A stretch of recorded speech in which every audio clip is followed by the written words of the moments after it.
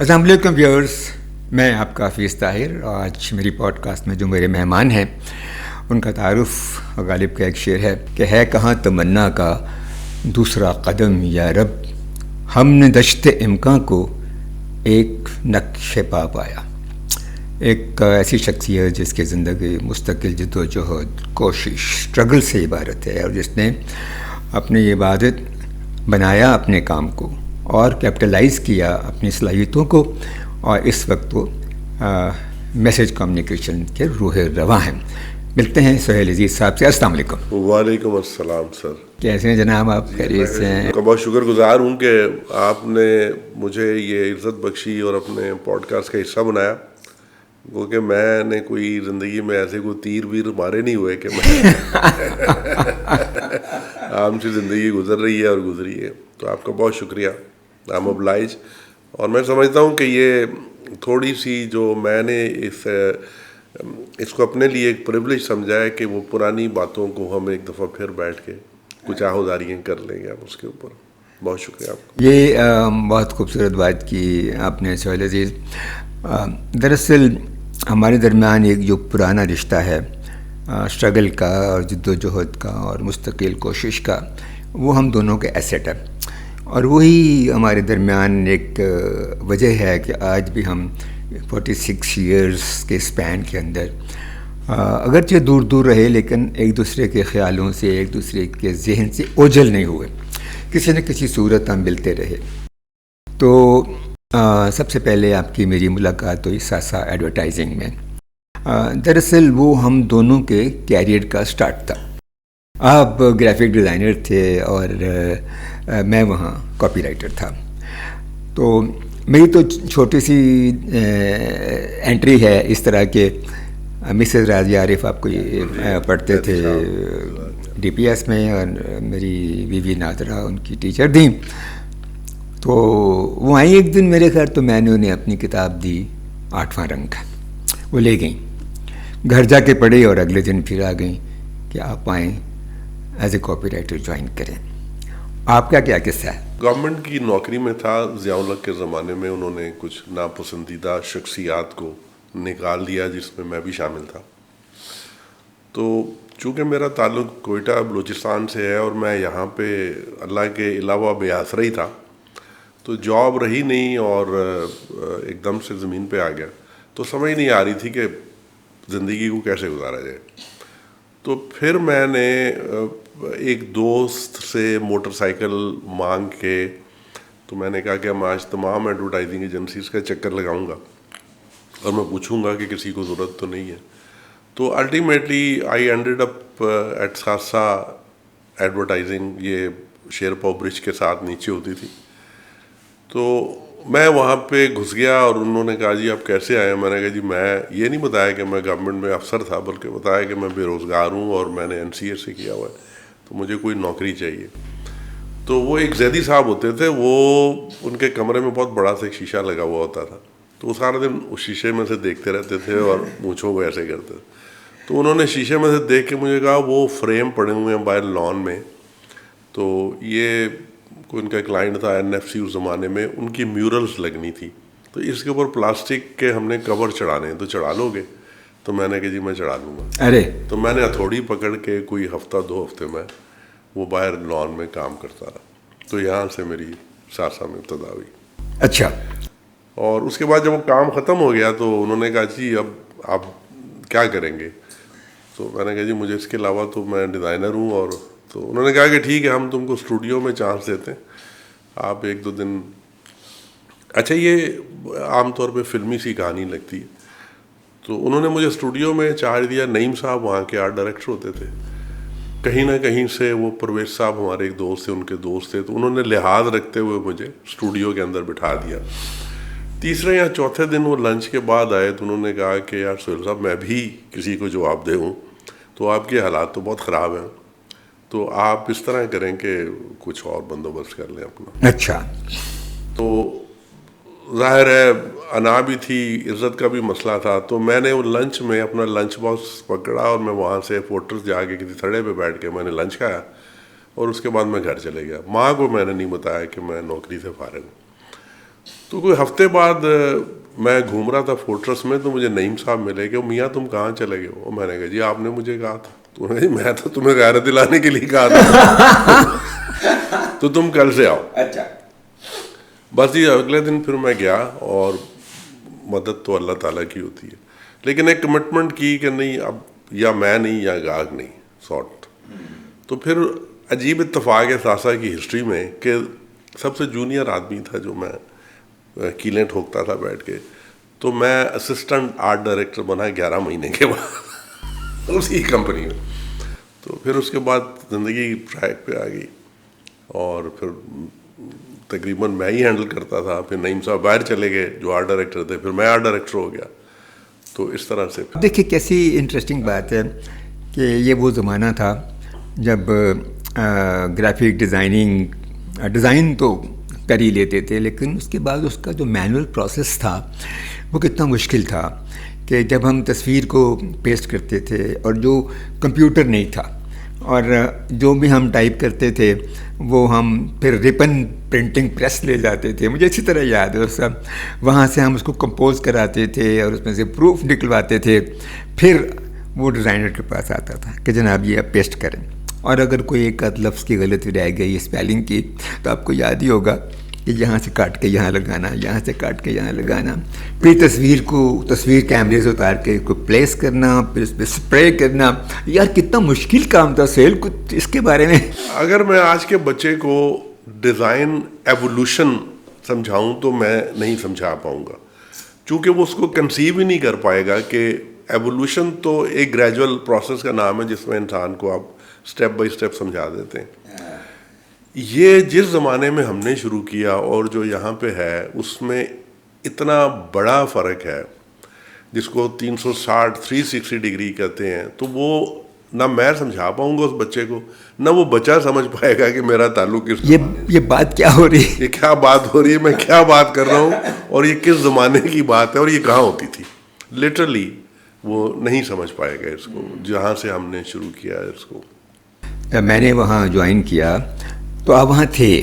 جی میں تھا وہاں. تو کاپی رائٹنگ کا مجھے کوئی ایکسپیرینس نہیں تھا، صرف میری وہ کتاب تھی جس میں کچھ لائنیں اس نے پڑھی. آپ کا ادب سے بہرحال تعلق تھا؟ ادب سے تو بہت تھا، بلکہ آپ کاپی رائٹر کا ادب سے تعلق نہیں ہوتا، اس زمانے میں تھا.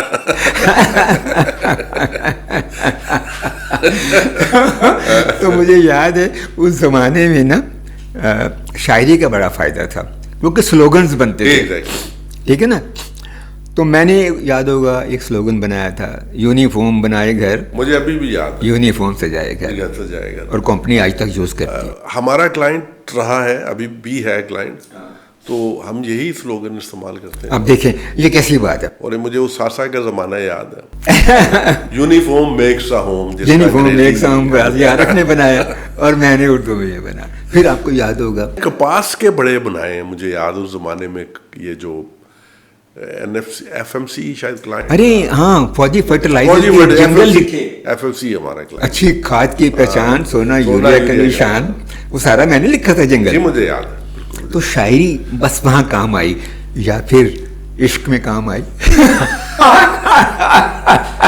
مطلب آپ نے شاعری کو بجائے کہ وہ اس کو بربادی کا باعث بندی، آپ نے اس کو اپنے لیے مطلب استعمال کیا، یوٹیلائز کیا. یہ اللہ کی مہربانی ہے کہ وہ ایک جو اس زمانے میں بھی اور اس زمانے میں بھی شاعر کو کوئی خاص نہیں سمجھتے کہ یہ کوئی پازیٹیو. جی آپ شاعری تو کرتے ہیں، پر بتائیں آپ کرتے کیا ہیں؟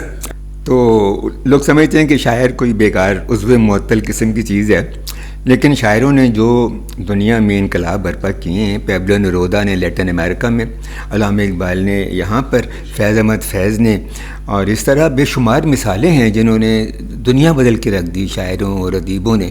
کوئی شک نہیں ہے. تو بس ایسی ایک چیز بن جاتی ہے. اس طرح جیسے ایکٹر ہے، ایکٹر کی ہم ویسے بڑی عزت کرتے ہیں، کاش ہم اس کو دیکھ لیں، لیکن اگر کوئی ایکٹر رشتہ مانگ لے تو ہم اس کو نہیں دیتے. تو یہ ایک ہماری سوسائٹی کا ایک ڈیول اسٹینڈرڈ ڈیلیما ہے. اچھا ساسا کے دوران آپ کا سب سے خوبصورت ایکسپیرینس کیا ہے اور سب سے غیر خوبصورت، میں اگلی تو نہیں کہوں گا، ایکسپیرینس کیا رہا؟ ماضی تو ہمیشہ ہی رومانس ہوتا ہے، تو میرے لیے بھی ماضی رومانس ہی ہے، چونکہ بٹرنس اس کی اسٹرین آؤٹ ہو جاتی ہے وقت کے ساتھ اور حسین یادیں رہ جاتی ہیں. تو وہاں پہ اگر میں اپنا سب سے زیادہ جو بٹر اور خوشکن دونوں ایٹ اے ٹائم اگر میں اپنے بیان کروں تو ان کے جو چیف ایگزیکٹو ہوتے تھے احمد شاہ, وہ وہاں کراچی والے, تو ان کے میں نے کبھی ان کو دیکھا نہیں تھا, ان کو سنا تھا کہ وہ تھپڑ بھی مار دیتے ہیں, گالی بھی دے دیتے ہیں, یہ بھی کرتے ہیں. تو وہ چھٹی کے ٹائم میں گھر جا رہا تھا تو بائک کے اوپر میں کھڑا تھا, تو باہر وہ حفیظ صاحب تھے, پتہ نہیں ان کا نام, وہ جو ریسیپشنسٹ تھے جن کا کمرہ باہر ہوتا تھا, ایسے ہی کچھ نام تھا. تو ان کا کوئی ٹیلی فون بج رہا تھا, وہ نہیں تھے. تو میں نے فون اٹھایا تو وہ کوئی آواز نہیں آئی آگے سے, کالے رنگ کا فون تھا.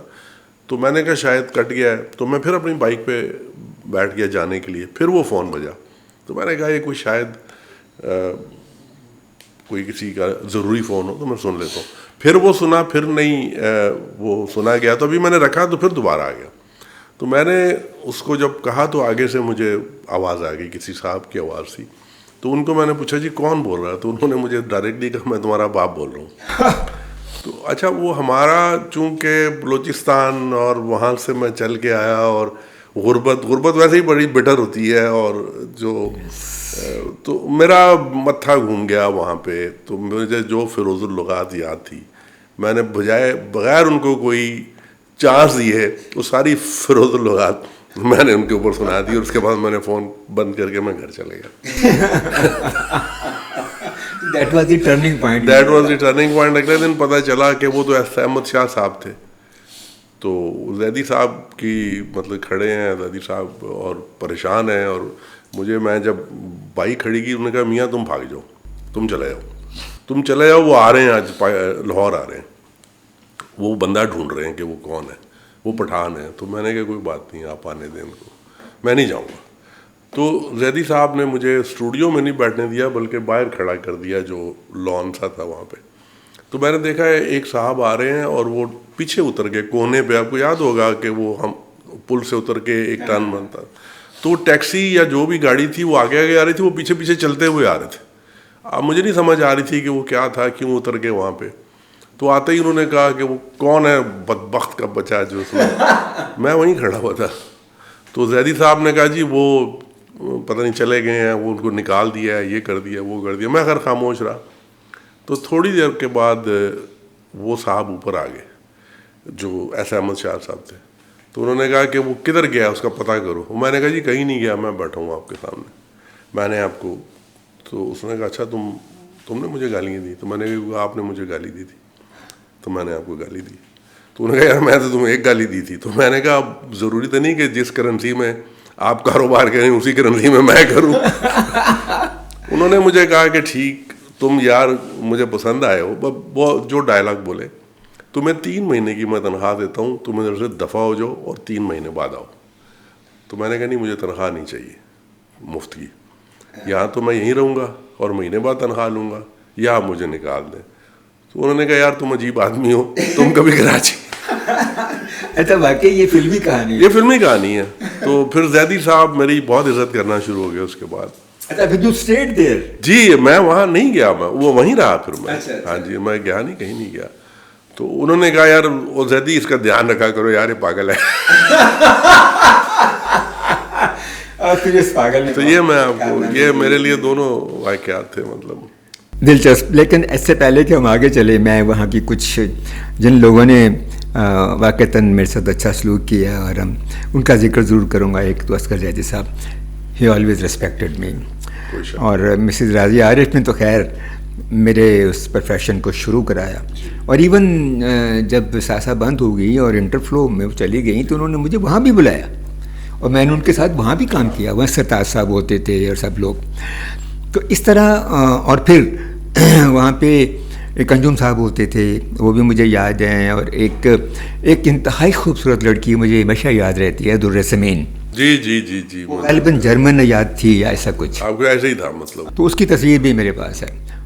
اس میں ایک خوبی تھی, وہ پتہ نہیں اب اس میں وہ خوبی ہے یا نہیں, لیکن اس وقت تھی کہ she could foresee things. اس کو پتہ لگ جاتا تھا کہ کیا ہونے والا ہے. مثلا میں بیٹھا ہوں, وہ میرے سامنے بیٹھی کام کر رہی ہے, میں نے صرف سوچا ہے کہ مجھے پیاس لگی ہے، وہ اٹھی اور میرے لیے پانی لے آئی. میں نے فقط سوچا ہے کہ لکھنے کے لیے پین چاہیے، اس نے مجھے پین دے دیا. یہ ایک عجیب و غریب ایکسپیرینس ہے. اس طرح کے لوگ اب بھی ہوتے ہی ہوں گے. مجھے بھی کوئی ایسا شخص ہے کہ وہ میں پھر آپ کو آگے چل کے اس شخص کو ریویل کروں گا کہ وہ کون ہے. اچھا. ایک دفعہ تو اتفاق ہو سکتا ہے، 2 دفعہ بھی اتفاق ہو سکتے ہیں، 3 اور 4 اور 5 دفعہ اتفاقات نہیں ہوتے.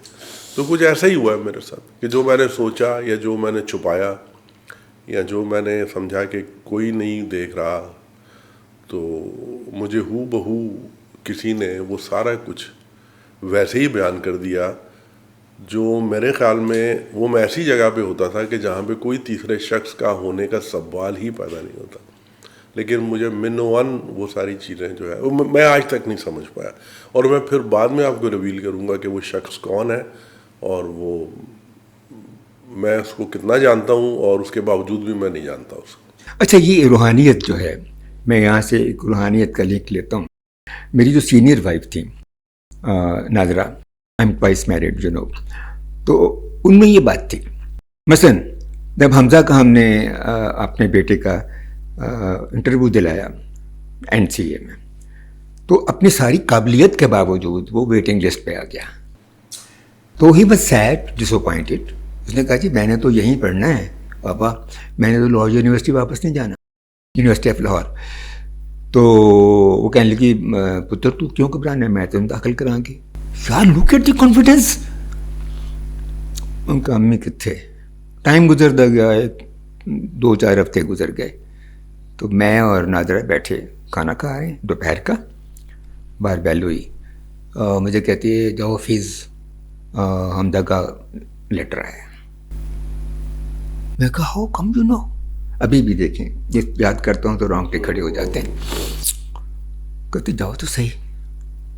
میں گیا اور وہ اس کا ایڈمیشن لیٹر تھا. یہ عجیب روحانیت ہے. یہ کہیں کچھ لوگ ہوتے ہیں جو اللہ تعالیٰ آپ کی زندگی میں بھیجتا. وہ سمجھ نہیں آتی کہ چلے میں آپ کو بتا ہی دیتا ہوں.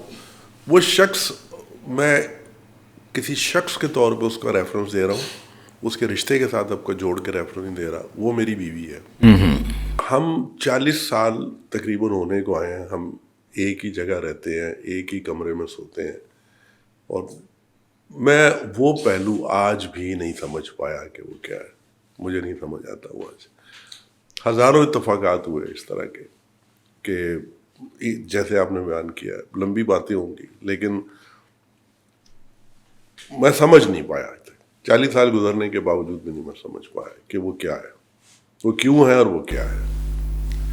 ہم مطلب ایسا بھی ہوا کہ بعض اوقات ہمارے درمیان انہی وجوہات کی بنا پہ تلخی بھی ہو گئی ہوتی ہے کہ مجھے لگتا تھا کہ میں شاید آئی ایم بینگ واچڈ، یا مجھے کوئی اسپائنگ کی جا رہی ہے میری، یا کچھ طرح سے. لیکن اب کچھ ایسا نہیں تھا، اور وہ حقیقت تھی اس طرح. نہ وہ توجہ پیش کر سکی، نہ میں توجہ لے سکا. تو آج بھی وہ مسٹری ہے بس کہ کیا ہے وہ. اب میں ڈرتا ہوں بعض وقت. خیر اس کو وہ شاید جو اگر وہ انٹیوشن ہے یا وہ الہامیت ہے، وہ اب نہیں کبھی ہمارے درمیان ذکر ہوا اس کا، لیکن کہیں نہ کہیں میں اس سے خوفزدہ بھی رہتا ہوں، اور کہیں نہ کہیں وہ ہے بھی ہے. اب دیکھیں اسی ریفرنس سے یہ جو کتاب ہے، اگر آپ اس کی شان نزول پوچھیں تو یہ کیا ہے. اس کے پیچھے ایک شخص ہے جو آج سے 30-35 سال پہلے میری زندگی میں تھی آف کورس، اور اس کے بعد she was not in my life, and then she came again one day and gave me this book only in one meeting.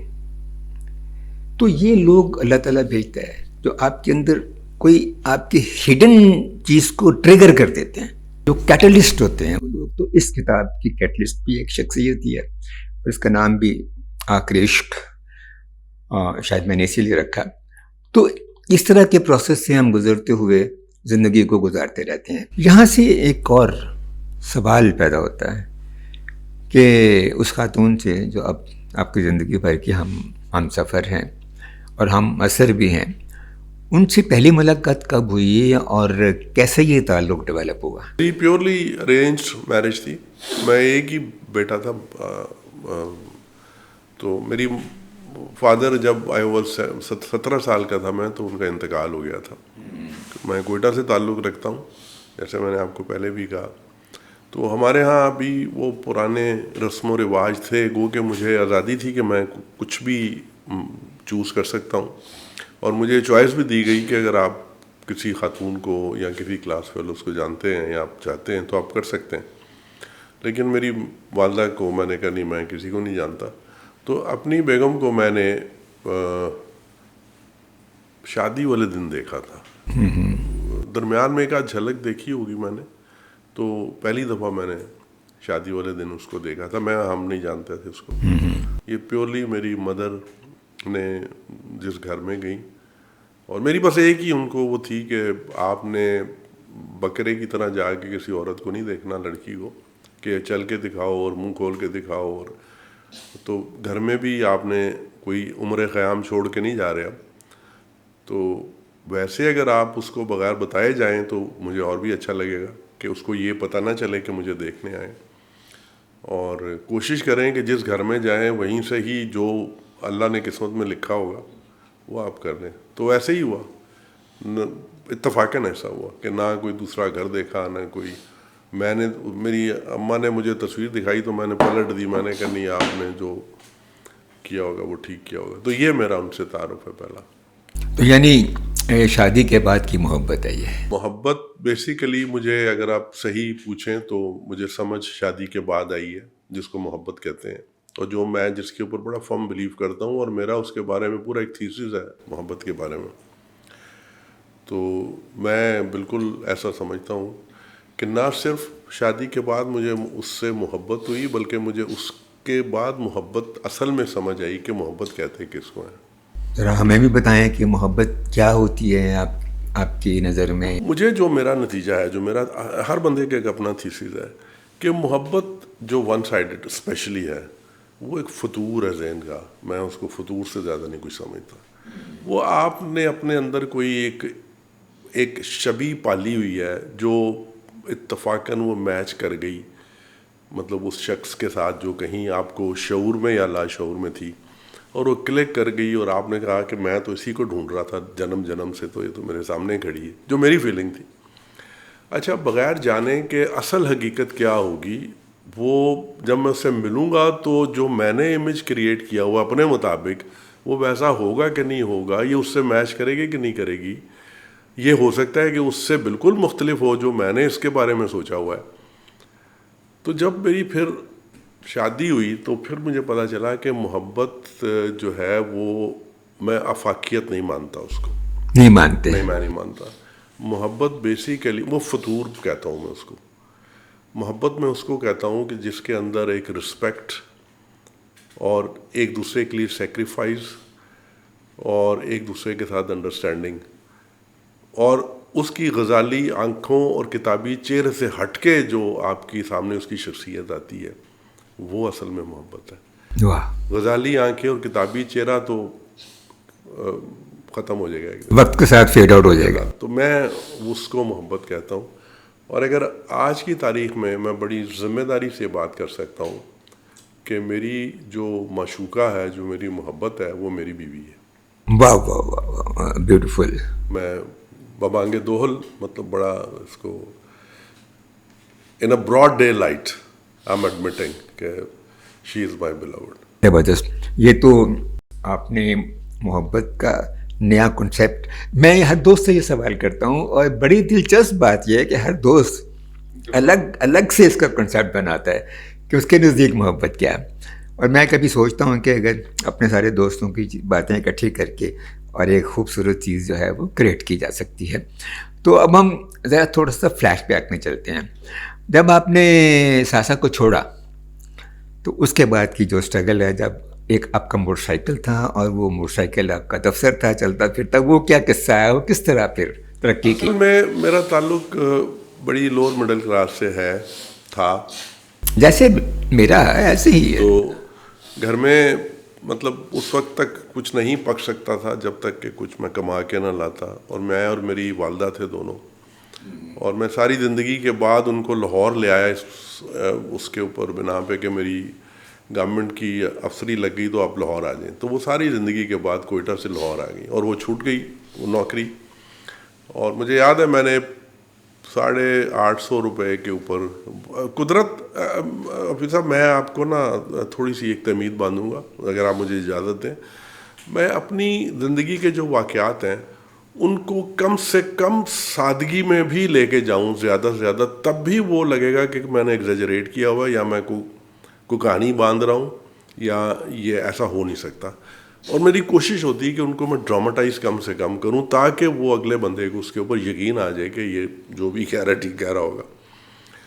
تو وہ وہاں سے ساسا چھوڑنے کے بعد اتنے پیسے تھے میرے پاس, میرے خیال مجھے ابھی بھی یاد ہے 1500-1600 روپے تھے. تو میں مین مارکیٹ گیا, وہاں سے ایک میں نے جس طرح کی آپ کی میں نے ڈیسک دیکھا ہے, میری بڑی یادیں ہیں ایسے ڈیسک کے ساتھ. تو یہ 500 روپے کا وہ دے رہا تھا, 450 روپے مجھے یاد ہے میں نے اس سے کر کے, یہی ڈیسک سے تھوڑا سا بڑا تھا اس سے. وہ ایک دوست سے میں نے ریکویسٹ کی, وہ آرکیٹیکٹ تھا, تو میں نے اس کو کہا کہ یار اگر میں یہ ڈیسک کہیں کونے پہ رکھ دوں تو میں تم کو پیسے دے دیا کروں گا اتنی جگہ کے, بجلی خرچ کرنے کے, تو مجھے یہ رکھنے دو. تو اس نے کہا نہیں یار اس میں کیا پرابلم ہے, آپ رکھ لو. تو اس کی ڈیسک کی خوبصورتی یہ تھی کہ میں اس کو رات کو بند کر کے چلے جاتا تھا تو میری شاپ بند ہو جاتی تھی, وہ اس کا سلیب. تو وہاں سے پھر آہستہ آہستہ میں نے شروع کیا. 1500 روپے جو تھے وہ کوئی 3000 ہو گئے ہوں گے. ماں کو نہیں بتایا کہ میں کوئی نوکری نہیں کر رہا, کبھی بھی نہیں بتایا اس کو. تو پھر کرتے کرتے پھر چیزیں بہتر ہونی شروع ہو گئیں. اور بہتری کے اپنے کچھ تلخ تجربات بھی ہوتے ہیں, خوش کن تجربات کے ساتھ ساتھ, تو وہ بھی رہے. تو پھر زندگی اس طرح چل پڑی.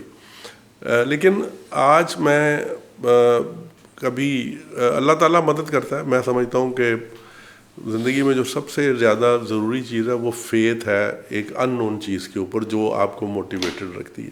ان نون چیز جو انکانکریبل ہے, جو کسی کے اس میں نہیں ہے, طاقت میں نہیں ہے, وہ صرف وہ اپنی طاقت ہے, تو وہ اللہ ہی ہو سکتا ہے. تو وہ ایک کانسیپٹ تھا, اس نے مجھے نہیں رکنے دیا, اس نے مجھے نہیں بیٹھنے دیا, اور امید نہیں ٹوٹنے دی بہت سارے نامساعد حالات میں بھی. اور سب سے خوبصورتی اس کے اندر یہ ہے کہ آج ہم جس عمر کے حصے میں ہیں آپ اور ہم, تو وہ میرا جو بلیو ہے وہ کہیں زیادہ اسٹرانگ ہو گیا اس چیز کے اوپر. تو اس میں نے اپنے اوپر ایک میرا طریقہ کار کیا تھا. بہرحال میں نے جیسے کہا کہ اللہ تعالیٰ مدد کرتا ہے, تو میں کہتا تھا کہ بارش ہوگی تو میں باہر جاؤں گا, دھوپ ہوگی تو میں کام کروں گا, دل نہیں کرے گا تو میں فلاں جگہ جاؤں گا. تو یہ میں نے سیلف ٹریننگ اپنے طور پہ کی. تو آج اگر میں مطلب کسی جو موٹیویشنل جو انٹرنیشنل اسپیکرز ہیں میں کبھی ان کو سنوں تو وہ کہتے ہیں جی کمفرٹ زون سے باہر آئیں گے تو زندگی جو ہے وہ آگے کو چلے گی, کمفرٹ زون میں کچھ نہیں ہوتا. تو وہ مجھے آج میں یاد کرتا ہوں کہ وہ ایک ایمبارگو میں نے اپنے اوپر لگایا تھا, تو وہ بڑا کام کیا اس نے اور چلتا گیا. زبردست. اچھا, مجھے ایک واقعہ یاد آ رہا ہے, آپ نے میرے ذمے کام لگایا. میں جو کہ ہم ایک دوسرے سے نون تھے, اور کوئی گرینڈ فور 2 کا شاید کام تھا کوئی. ایگزیکٹلی. تو اس میں آپ میرے پاس آئے کہ اس کا ایک بروشر لکھ دیں. وہ میں نے بروشر لکھا تو میرے خیال میں بہت اچھا تھا. وہ اپروو تو نہیں ہوا, یہ مجھے یاد ہے. وہ بروشر بنا بھی, اور وہ میں آپ کو بتاتا ہوں کہ اس کے ساتھ میرا کیا ایکسپیرینس ہوا. میں اب مجھے ایگزیکٹلی نہیں پتا وہ انارکلی تھی یا وہ مال روڈ کا باہر تھا, پرانی کتابوں کے اسٹال تھے. تو اچانک میں وہ کتابیں دیکھ رہا تھا تو میری اس بروشر پہ نظر پڑ گئی. میں نے کہا یہ کیا, کہتا ہے یہ بھی کوئی پرانی کتاب ہے.